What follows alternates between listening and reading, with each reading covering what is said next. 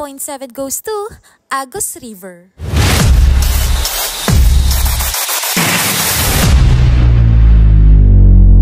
Tumakas na tayo, takasan na natin ang mundo.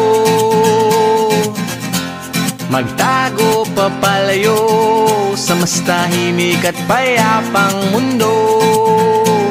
Umubulong ang hanging amihan at huni ng ibon. Dumudulog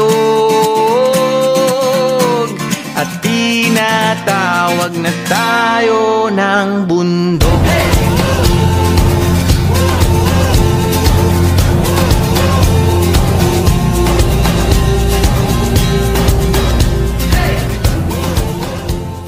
Ganda no? Dito lang yan, sa Infanta Quezon. Nakakatuwang isipin na tumuloy pa rin kami kahit wala kaming pera. Pero mas nakakatuwang isipin na talaga namang natuloy na yung 5 AM ride out. Madalas sa mga rides namin ganito, nagbabudget lang talaga kami ni JM ng 1K.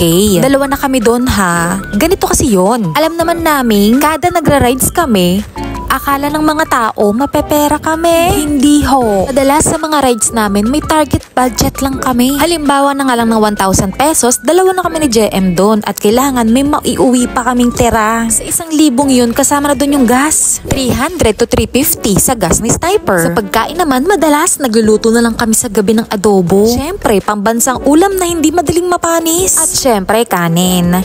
Yun yung kakainin namin pagdating namin sa target point namin. Kasama na yun sa 1K, syempre, bagan naman kami dyan. Pagdating naman namin sa target point location namin, kapag may mga gusto kaming bilhin, katulad ng mga inumin, kutkutin, syempre lapagan yan. Kaya talaga namang may nauuwi pa kaming tira sa pera namin. Hindi naman kami nag-rides para gumastos at magwaldas ng pera. Ginagawa namin to para mag-keep ng memories at mag-create ng memories. At syempre, pantanggal na rin ng stress. Minsan talaga kailangan natin to. Kailangan mo to. Ayaw mo kaulaw nga ikaw nga nagsayaw, sasayaw sa manubo.